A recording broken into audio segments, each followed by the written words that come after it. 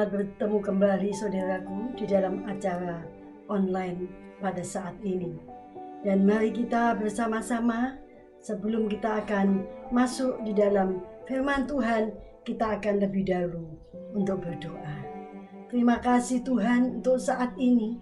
Kalau kami masih boleh melayani kembali di dalam video online ini, Tuhan, biarlah Tuhan yang akan pakai hamba-Mu untuk menyampaikan sabda firman-Mu. Dan biarlah Tuhan sendiri yang berkata-kata melalui mulut dan lidah hamba-Mu.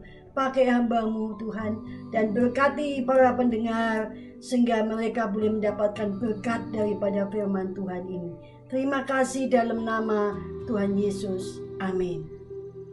Mari saudaraku, kita bersama-sama membaca di dalam Yosua 1 ayat 1-3. Sesudah Musa hamba Tuhan itu mati, berfirmanlah Tuhan kepada Yosua bin Nun, abdi Musa itu, demikian, hambaku Musa telah mati, sebab itu bersiaplah sekarang, seberangilah sungai Yordan ini, engkau dan seluruh bangsa ini, menuju negeri yang akan kuberikan kepada mereka, kepada orang Israel itu. Setiap tempat yang akan diinjak oleh telapak kakimu, kuberikan kepada kamu, seperti yang telah kujanjikan kepada Musa. Nah saudaraku, pada saat ini saya akan membawakan yaitu firman Tuhan tentang mengabdi sampai akhir. Saudara, kita ini adalah hamba-hamba Tuhan. Tidak terkecuali hanya pendeta, tapi semua kita yaitu anak-anak Tuhan. Sebagai orang Kristen, kita adalah hamba Tuhan. Dan sebagai hamba Tuhan kita wajib untuk melayani Tuhan, untuk melayani Yesus, untuk mengabdi yaitu kepada Tuhan kita, Yesus Kristus. Nah saudara, saya teringat yaitu seorang dokter spesialis paru-paru yang bernama Handoko Gunawan. Dia sudah berumur, saudaraku, tidak muda lagi, tapi sudah berumur 80 tahun. Tapi semangatnya untuk memerangi yaitu COVID-19, virus corona, itu begitu luar biasa saudaraku.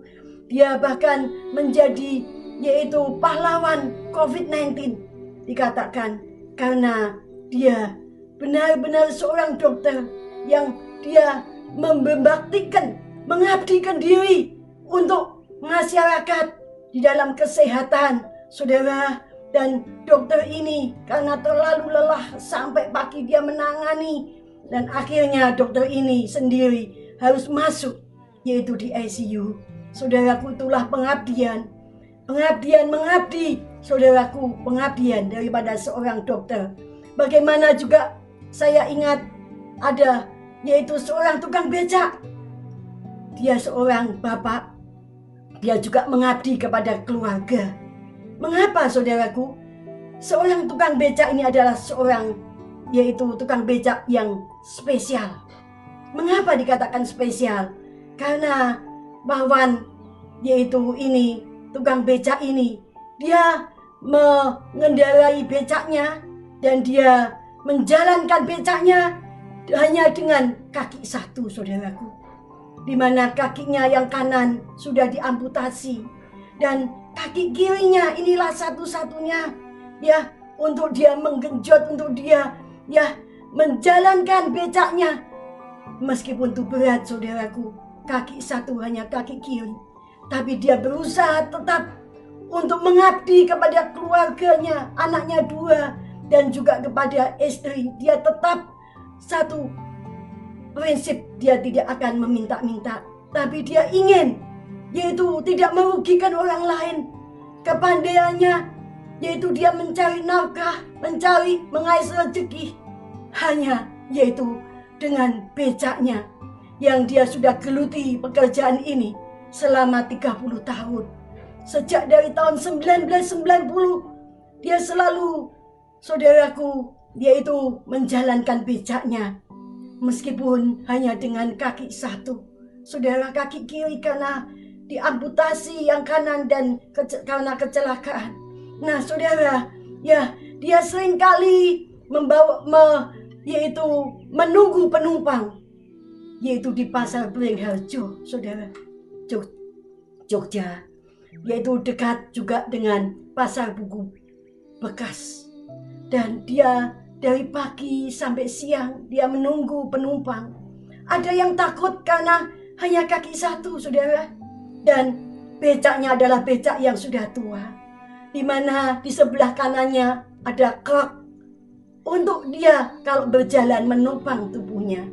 Saudaraku, tukang becak Wawan ini, dia berjuang untuk mengabdi kepada keluarga. Karena apa? Karena yaitu dia masih harus membayar becaknya yang sudah tua, sewa becak. Dia harus membayar sewa kontrak rumah, harus menghidupi anak dua dan juga istri dan dia. Tapi dia berjuang, saudaraku. Dia tidak mengeluh. Dia tetap berjuang untuk tetap menjalankan becaknya. Saudara, kalau yang tahu siapa Wawan tukang becak ini, mereka mau untuk menaiki becaknya. Wawan ini, tukang becak ini, bisa membawa 2 penumpang meskipun hanya dengan kaki satu, saudaraku. Meskipun mungkin jalannya naik sekalipun, tapi dia tetap yaitu bisa mengendarai becaknya dengan baik. Oh, luar biasa pengabdian daripada tukang becak Wawan ini, saudaraku. Dia yaitu menunggu penumpang dari pagi sampai siang, dan kemudian siang sampai malam. Seringkali ada juga sampai jam 2 malam dia ngantuk, dia tertidur di becaknya, saudara, untuk menunggu penumpang. Dan seringkali juga satu hari dia tidak mendapatkan apa-apa. Ya, tidak ada penumpang yang mau untuk yaitu menaiki becaknya, saudaraku. Dan dia pulang dengan tidak membawa apa-apa. Tapi ada kalanya juga, ya kalau baru rame, dia bisa membawa uang lebih. Dan akhirnya dia bisa menabung. Meskipun mungkin harga yang tidak, saudaraku, seberapa. Hanya 1.000, 5.000 dia bisa menabung. Tapi akhirnya bisa membeli becak tuanya itu. Nah, saudaraku, inilah pengabdian daripada seorang bapak. Bagaimana juga dengan seorang ibu? Seorang ibu juga adalah pahlawan yang tanpa tanda jasa di dalam keluarga. Saudara, seorang ibu, dia merawat bayinya. Ketika melahirkan bayi, maka ibu ini akan merawat bayinya 24 jam, saudaraku. Tanpa, ya, anak ini membayar tanpa bayaran. Ibu ini dengan, saudaraku, yaitu kasih, dengan pengabdian, ibu ini merawat bayinya. Mungkin anak itu ya ngompol, mungkin juga mengganti popok, mungkin juga bahkan memberikan ASI. Saudaraku, tengah malam mungkin ya dia bangun. Inilah, saudaraku, kasih daripada seorang ibu. Ya, seringkali dia harus merawat anaknya sampai menjadi besar. Saudaraku, dididik, disekolahkan sampai menjadi orang yang berguna. Dan bagaimana kalau mungkin seorang ibu itu mempunyai anak yang cacat, yang tidak mempunyai tangan dan kaki. Saudaraku, ada seorang ibu yang mempunyai anak yang tidak punya tangan dan kaki. Tapi ibu ini, ya, dia tidak kecewa, dia tidak langsung, buat apa anak seperti ini dibuang saja. Saudaraku, tidak. Ibu ini tetap merawat dengan kasih dan memberikan pelajaran melukis dengan mulut, sehingga anak ini bisa hidup dan bisa mandiri, saudaraku. Dan akhirnya anak ini bisa menjual lukisannya, yaitu dengan harga yang mahal karena lukisannya luar biasa bagusnya. Nah, itulah kasih daripada seorang ibu, pengabdian daripada seorang ibu. Dan kalau saya masih kecil, saya teringat dengan nyanyian, yaitu kasih ibu kepada beta. Kasih ibu kepada beta, ya, kasihnya sepanjang masa, saudaraku, seperti yaitu mentari yang selalu bersinar, saudaraku, selalu memberi, tidak pernah menuntut balas. Saudaraku, itulah kasih daripada seorang ibu. Saudara, sebagai anak-anak, mari anak-anak hormati orang tuamu, bapakmu, ibumu. Karena itu juga hukum yang kelima daripada Alkitab. Mari kita akan menghargai bapak ibu kita, juga anak. Biarlah engkau juga bisa mengabdi kepada orang tua. Nah saudara, ya bagaimana saudara kita, yaitu sebagai anak-anak Tuhan. Saudara, kita sebagai anak-anak Tuhan yang sudah ditebus oleh kuasa darahnya, kita sudah menjadi milik Kristus, kita sudah dibebaskan oleh darah Yesus. Saudara, kita menjadi milik Kristus. Kita boleh hidup di dalam terang Allah. Kita boleh diperbarui hidup kita. Saudaraku, bagaimana kita, yaitu sebagai anak-anak Tuhan, bagaimana pengabdian kita kepada Tuhan, saudaraku. Nah, mari saudaraku, ya, kalau pada saat ini saya akan membawakan mengabdi sampai akhir. Mengabdi, saudaraku, kita lihat lebih dulu, yaitu di dalam Kamus Besar Bahasa Indonesia KBBI. Dikatakan mengabdi itu, yaitu artinya adalah, saudaraku, yaitu menghamba, menghambakan diri atau berbakti, saudaraku. Ya, di dalam bahasa Yunani, saudaraku, dalam Alkitab, itu dalam bahasa Yunani kata hamba, tadi dikatakan mengabdi adalah menghamba, menghambakan diri. Hamba dalam bahasa Yunani itu dikatakan, yaitu artinya adalah dolos dan diakonos, saudaraku. Arti daripada dolos, saudaraku, yaitu budak atau hamba yang mengikuti perintah daripada tuannya. Dan diakonos artinya adalah pelayanan yang membuat perubahan positif kepada orang lain, memberikan dampak yang pelayanan yang memberikan dampak yang positif kepada orang lain, saudaraku. Nah, mari biarlah kita sebagai anak-anak Tuhan, kita sebagai hamba-hamba Tuhan, saudara, mari kita juga bisa menjadi hamba-hamba Tuhan yang boleh melayani Tuhan dan memberikan dampak yang positif itu kepada lingkungan, kepada sekitar kita, sehingga banyak orang boleh bertobat, banyak orang boleh percaya, dan boleh mereka dimenangkan dari gelap menjadi hidup di dalam terangnya Tuhan, di dalam kasih karunia Tuhan, sehingga mereka boleh diselamatkan. Nah saudara, mari kita mau belajar daripada seorang tokoh Alkitab yang bernama Yosua. Yosua, seorang yang mengabdi sampai akhir. Kita mau belajar daripada Yosua ini, saudaraku. Bagaimana? Apa itu arti lebih dahulu dari nama Yosua? Kita mau belajar, saudaraku, yaitu arti daripada Yosua ini dikatakan dalam bahasa Ibrani Yehosua, saudaraku, yaitu artinya dengan pertolongan Tuhan, atau Tuhan itu penyelamat, saudaraku, ya. Dan juga di dalam bahasa Yunani, kata Yosua ini yaitu dikatakan Yesus, yang artinya juru selamat. Nah saudara, siapakah Yosua ini? Yosua ini adalah yaitu kepala daripada suku Efraim yang pernah disuruh oleh Musa juga untuk yaitu melakukan yaitu satu perang melawan yaitu bangsa Amalek. Dan ketika tangan Musa itu naik, maka Yosua dan bangsa Israel menang. Tetapi saudaraku, ketika turun mereka kalah.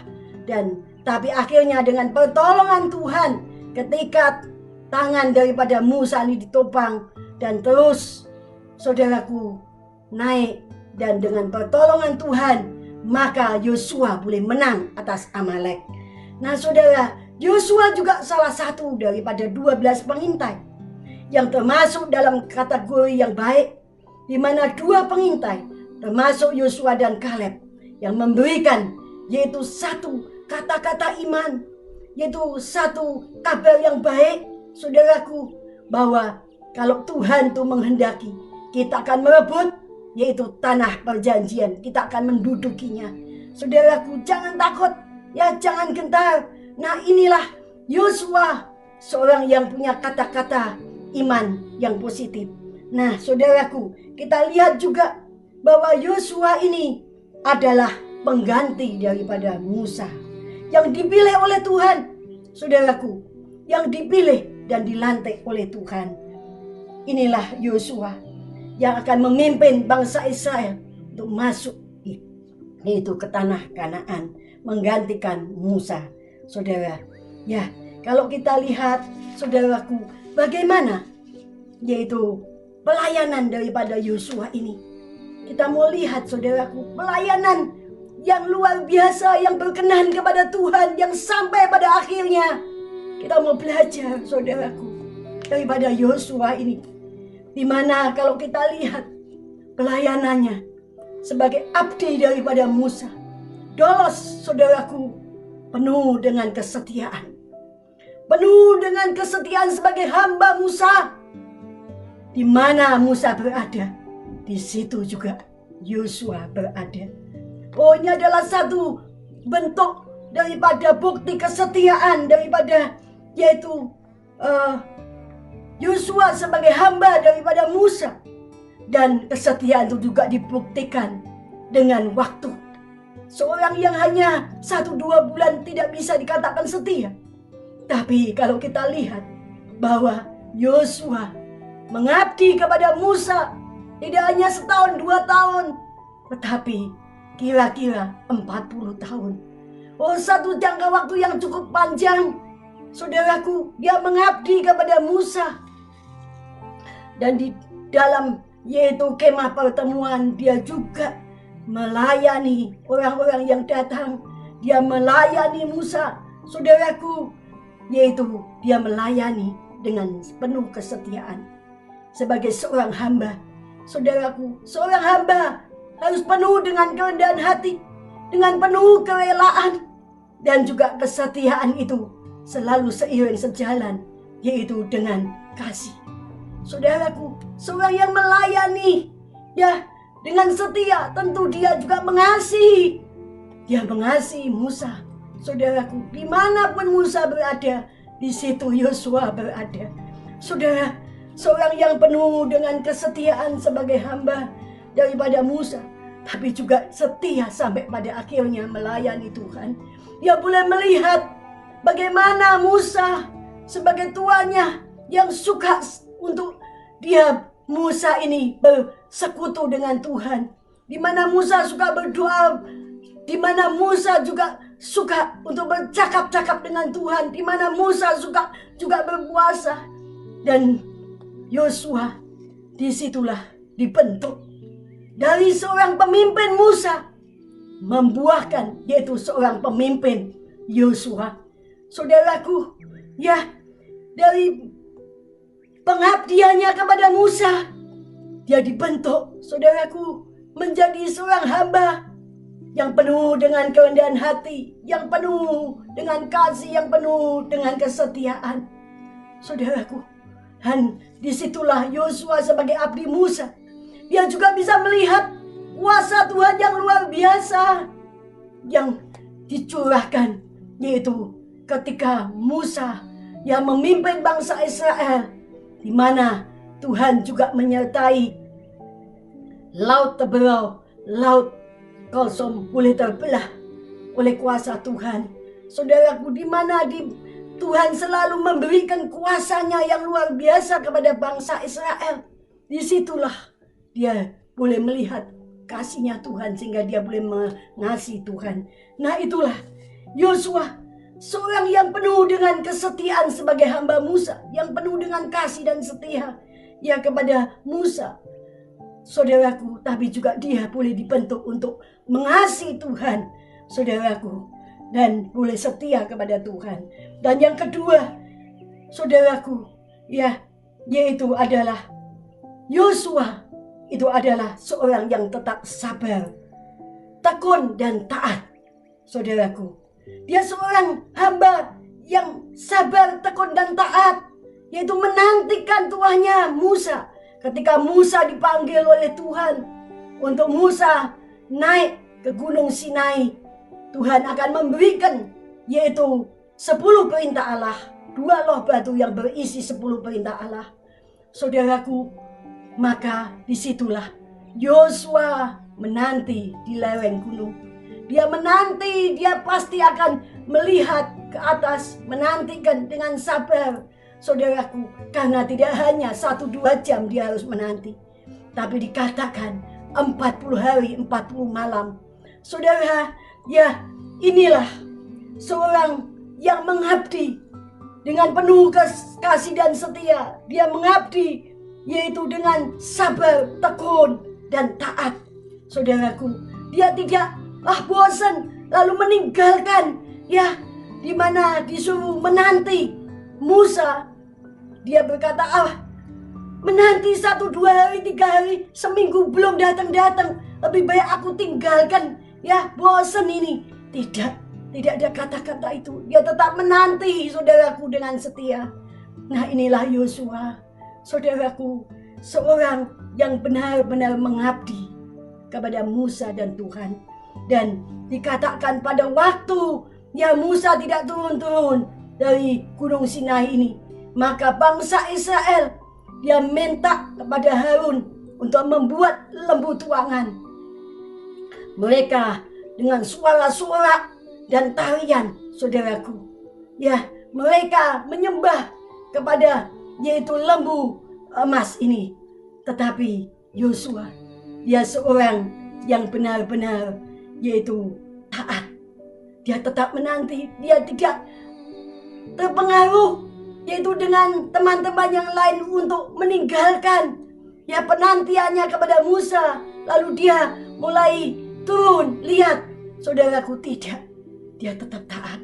Inilah Yosua, saudara. Bagaimana kita sebagai anak-anak Tuhan?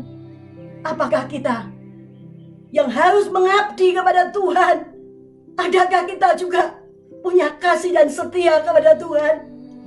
Kita harus mengabdi kepada Tuhan, karena Tuhan sudah yaitu menebus kita dengan darahnya yang mahal. Dia sudah datang ke dunia untuk melayani kita. Dia sudah memberikan pengabdiannya sampai mati di atas kayu salib juta. Bagaimana kasih kita kepada Tuhan, saudara? Mari kita sebagai hamba-hamba Tuhan, biar kita boleh mengabdi dengan penuh kesetiaan. Di dalam masa COVID-19 ini, banyak sekali mungkin tawaran dunia, banyak sekali mungkin hasutan-hasutan, saudaraku. Tapi biarlah kita tidak terpengaruh. Ya saudaraku, kita hidup tidak terpengaruh oleh mamon. Ya, lembu emas gambaran daripada mamon. Tapi kita boleh yaitu tetap mengabdi dan setia kepada Tuhan. Karena segala sesuatu berkat itu dari Tuhan. Nah saudara, mari, di mana kita lihat Yosua ini tidak ikut di dalam penyembahan daripada lembu emas, lembu tuangan, sehingga dia boleh tetap hidup kudus. Di dalam penantiannya kepada Musa, dia tetap hidup kudus, saudaraku. Dan itulah sebagai seorang yang berkenan kepada Tuhan. Saudara, dia tidak ikut yaitu dengan bangsa Israel yang sudah rusak.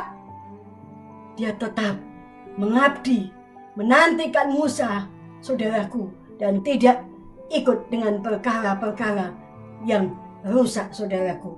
Dan kalau kita lihat kembali yang ketiga, saudaraku, yaitu pengabdian daripada Yosua ini, ya, tidak sampai hanya kepada Musa meninggal, tetapi sebelum Musa meninggal, Musa berkata kepada Yosua untuk menyampaikan yaitu firman daripada Tuhan bahwa Yosua akan menjadi pengganti daripada Musa, saudaraku. Di mana Yosua ini dikatakan, kuatkan dan teguhkanlah hatimu, biarlah engkau tetap berpegang yaitu kepada firman Tuhan, saudaraku. Dikatakan yaitu bahwa Yosua, engkau akan menggantikan, yaitu Musa. Tapi kuatkan dan teguhkanlah hatimu. Ya, jangan menyimpang ke kanan atau ke kiri, supaya perjalananmu. Tuhan juga berkata kepada Yosua ketika dia yaitu menggantikan Musa. Tuhan juga berfirman kepada Yosua bahwa kuatkan dan teguhkan hatimu. Jangan menyimpang ke kanan atau ke kiri, tapi biarlah engkau boleh tetap berpegang kepada firman Tuhan. Maka perjalananmu akan berhasil dan beruntung. Saudaraku, itulah di dalam Yosua 1 ayat yang ke-7 dikatakan, hanya kuatkan dan teguhkanlah hatimu dengan sungguh-sungguh. Bertindaklah hati-hati sesuai dengan seluruh hukum yang telah diperintahkan kepadamu oleh hambaku Musa. Janganlah menyimpang ke kanan atau ke kiri, supaya engkau beruntung kemanapun engkau pergi. Janganlah engkau lupa memperkatakan kitab Taurat ini, tetapi renungkanlah itu siang dan malam, supaya engkau bertindak hati-hati sesuai dengan segala yang tertulis di dalamnya. Sebab dengan demikian perjalananmu akan berhasil dan engkau akan beruntung. Ayat 8, ayat 9. Bukankah telah kuperintahkan kepadamu, kuatkan dan teguhkanlah hatimu. Janganlah kecut dan tawar hati, sebab Tuhan Allahmu menyertai engkau kemanapun engkau pergi. Oh, luar biasa. Tuhan berjanji untuk menyertai Yosua. Tuhan menyertai Yosua seperti Tuhan menyertai Musa. Dan sungguh saudaraku, Yosua di dalam pengabdiannya kepada Tuhan, dia benar-benar memimpin bangsa Israel di dalam takut akan Tuhan. Hidup sesuai dengan firman Tuhan. Dia bertindak mengabdi kepada Tuhan dengan benar-benar hidup untuk sesuai firman Tuhan, tidak menyimpang ke kanan ke kiri. Saudaraku, dia benar-benar taat kepada firman Tuhan. Dan sebagai seorang yang mengabdi dengan benar kepada Tuhan, yang hidup benar, yang sesuai dengan firman Tuhan, apa yang diperintahkan Tuhan, Tuhan menyertai langkah daripada Yosua, saudaraku, dan dia dibuat berhasil dan beruntung. Kita lihat ketika menyeberang sungai Yordan, Tuhan menyertai, di mana Tuhan juga melakukan perbuatan yang besar kepada Musa. Maka Tuhan juga melakukan perbuatan yang besar kepada Yosua, di mana bangsa Israel dan Yosua boleh yaitu berjalan, saudaraku, yaitu di tanah yang kering, saudaraku, melewati, menyeberang sungai Yordan, di mana airnya tersibak. Tuhan melakukan perkara yang besar, saudaraku. Dan tidak hanya itu, di mana Tuhan menyertai Yosua pada waktu perjalanan bangsa Israel. Yang pertama tantangannya adalah kota Yeriko, kota yang kuat, dengan kota benteng yang kuat dan tebal.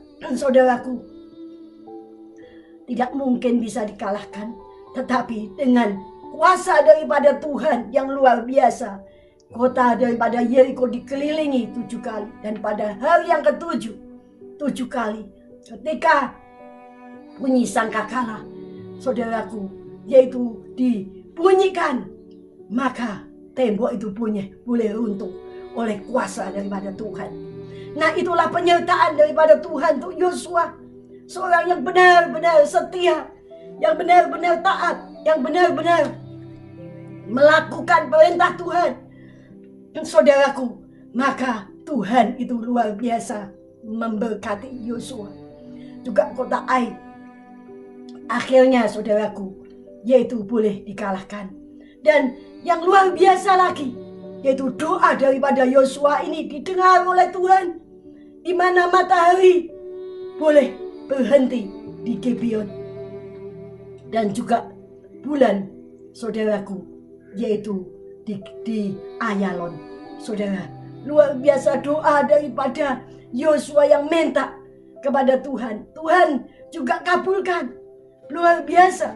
Inilah kuasa Tuhan terjadi untuk orang-orang yang mengabdi, yaitu dengan setia kepada Tuhan. Saudara, dia mengabdi yaitu sampai pada akhirnya.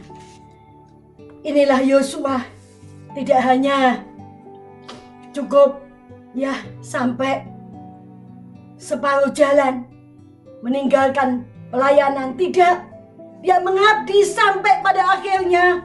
Saudaraku, ketika Yosua hampir meninggal, itu sudah berumur 110, saudaraku, maka dia menantang daripada bangsa Israel. Dikatakan di dalam Yosua 24 ayat 14 dan 15, oleh sebab itu dia katakan kepada bangsa Israel, takutlah akan Tuhan dan beribadahlah kepadanya dengan tulus, ikhlas dan setia. Jauhkanlah Allah yang kepadanya nenek moyangmu telah beribadah di seberang sungai Efrat dan di Mesir, dan beribadahlah kepada Tuhan. Tetapi jika kamu anggap tidak baik untuk beribadah kepada Tuhan, pilihlah pada hari ini kepada siapa kamu akan beribadah. Allah yang kepadanya nenek moyangmu beribadah di seberang sungai Efrat, atau Allah orang Amori yang negerinya kamu diami ini. Tetapi inilah satu teladan sebagai orang yang mengabdi sampai akhir. Dia memberikan teladan kepada bangsa Israel. Dari dolos seorang abdi Musa, dia boleh menjadi diakonos, saudaraku, yang pelayanannya yaitu membawa perubahan bagi bangsa Israel untuk hidup takut akan Tuhan, untuk hidup yaitu menurut perkataan Tuhan, membuat satu perubahan yang positif, yaitu memberikan dampak yang positif kepada bangsa Israel. Dia katakan, yaitu aku dan seisi rumahku, kami akan beribadah kepada Tuhan. Inilah saudaraku, satu teladan sebagai seorang pemimpin yang memberikan keteladanan, mengabdi sampai akhir hayatnya kepada Tuhan. Dia berkata, dia menantang kepada bangsa Israel. Sebelum dia meninggal, dia memberikan satu pesan untuk bangsa Israel, takut akan Tuhan dan beribadah kepada Tuhan. Nah saudara, dan bangsa Israel juga berkata bahwa kita akan beribadah kepada Tuhan. Dialah Allah kita, hanya Tuhan saja kami akan beribadah. Dan Yosua berkata, kamulah saksi. Dan setelah itu mereka juga berkata, kamilah saksi. Dan biarlah, jauhkanlah, Yosua berkata, Allah asing, dan condongkanlah hatimu kepada Tuhan Allah Israel. Dan mereka berkata, kami akan beribadah kepada Tuhan.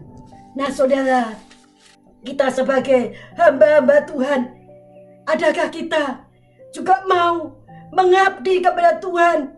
Ini adalah satu perintah Tuhan, mengabdi sampai pada akhirnya dengan penuh kasih setia, ketaatan, ketekunan, saudaraku. Dan kita juga akan memberikan keteladanan di mana seluruh anak-anak kita boleh kita serahkan juga untuk mengabdi kepada Tuhan. Saya sebagai seorang hamba Tuhan, saya sudah melayani sejak dari umur 12 tahun, saudaraku. Dan sampai detik ini saya boleh tetap melayani Tuhan bersama suami. Seringkali di dalam pelayanan memang berat, saudaraku, ada banyak tantangan, tapi suami saya boleh menguatkan saya. Kita melayani berdua, dan alangkah indahnya kuasa Tuhan itu bekerja dengan luar biasa. Dan saya merasakan di dalam kehidupan saya pribadi, kuasa Tuhan itu terjadi. Saya boleh dibebaskan dari sakit kanker dan juga sel ganas. Saya boleh mengalami kuasa-kuasa Tuhan yang luar biasa. Saya akan melayani, saya akan mengabdi, hidup untuk Tuhan, hidup untuk melayani Tuhan. Dan seluruh anak-anak saya juga saya persembahkan untuk melayani Tuhan. Puji nama Tuhan, saudara. Mari kita bersama-sama berdoa. Terima kasih Tuhan untuk kasih-Mu. Dan malam hari ini kami serahkan di dalam nama Tuhan Yesus. Kami adalah orang Kristen, adalah hamba-hamba Tuhan. Biar kita tetap mengabdi sampai akhir. mengabdi dengan setia di dalam segala situasi dan keadaan. Kita tetap mau taat, kita mau tetap setia mengasihi Tuhan, kita mau tetap berpegang pada perintah Tuhan, dan kita mau tetap mengabdi sampai akhir, memberikan keteladanan, memberikan dampak yang positif kepada orang yang di sekitar kita, untuk menjadi garam dan terang, untuk kita boleh memberikan dampak yang positif, merubah orang untuk bisa mereka mengalami kuasa Tuhan. Terima kasih, mengalami berkat Tuhan, yaitu keselamatan. Dan kepada hamba yang setia sampai akhir, Tuhan berkata, masuklah ke dalam kemuliaan Tuhanmu. Kita akan merasakan kemuliaan Tuhan bagi yang setia melayani sampai akhir. Terima kasih Tuhan untuk kasih-Mu. Tuhan sudah menyelamatkan kami dan kami mau mengabdi sampai akhir. Terima kasih dalam nama Tuhan Yesus. Amin.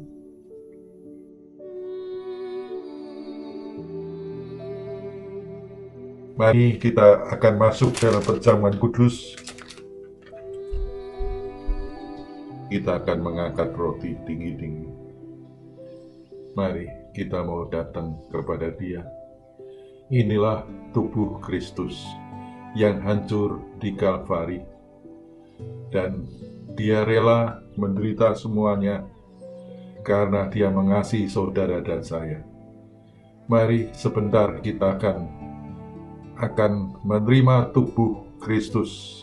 Kita akan makan tubuh Kristus, dan sebelum kita makan, mari kita mau datang kepada Dia. Kita mau mengakui apa yang belum benar di hadapan Tuhan. Mari kita mau datang. Tuhan Yesus, pada malam hari ini, kami datang kepada Engkau. Tuhan, sebelum kami menerima tubuh-Mu, sebelum kami makan, yaitu roti ini, terlebih dahulu Engkau persiapkan kami. Terlebih dahulu, Tuhan, bukankah roti yang dipecah-pecahkan adalah persekutuan di dalam tubuh Kristus? Haleluya! Dalam nama Tuhan Yesus Kristus, kami telah berdoa. Amin.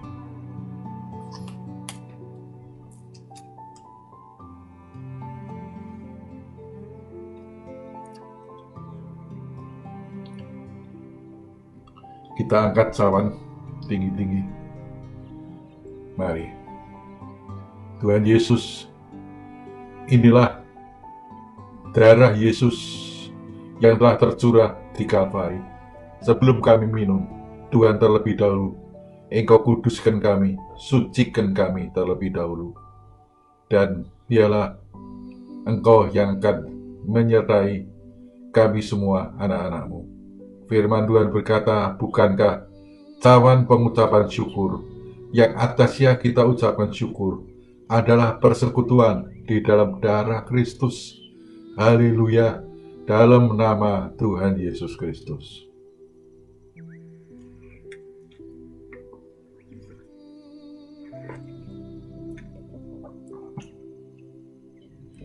Terima kasih Tuhan Yesus, terpuji nama-Mu.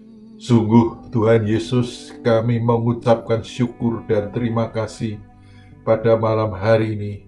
Kami telah mendengar kebenaran daripada sabda-Mu, dan kami telah makan, yaitu tubuh dan darah-Mu. Kami telah bersekutu di dalam nama-Mu Tuhan. Oh Tuhan, pada malam hari ini, biarlah Tuhan Engkau yang akan menyertai setiap kami anak-anak-Mu yang telah mendengarkan, yang telah bersekutu juga dengan tubuh dan darah-Mu. Engkau lawat kami setiap pribadi lepas pribadi. Tuhan Yesus, kami di antara anak-anak-Mu, jikalau datang saat ini Tuhan dengan kelemahan tubuh kami, karena sakit, penyakit, oh Tuhan, Engkau jamah mereka yang sakit. Oleh bilur-bilur-Mu Tuhan, Engkau sembuhkan Tuhan. Mereka yang sakit Engkau sembuhkan. Mereka yang lemah Engkau kuatkan Tuhan. Oh Tuhan, mereka yang mengalami berbagai-bagai kutuk, Tuhan, mengalami kutuk-kutuk. Tuhan, Engkau telah lepaskan mereka dengan darah Yesus. Terima kasih Tuhan, terpuji namamu. Kami serahkan semua anak-anak-Mu tanpa perkecualian, mereka yang telah mendengar dan bersekutu pada malam hari ini dengan tubuh dan darah-Mu. Engkau memberikan kami, yaitu, oh Tuhan, satu kemenangan, Tuhan, demi kemenangan. Terima kasih Tuhan, terpuji namamu. Kami letakkan semua doa kami hanya dalam nama Tuhan Yesus Kristus. Hamba-Mu telah berdoa dan mengucap syukur. Amin.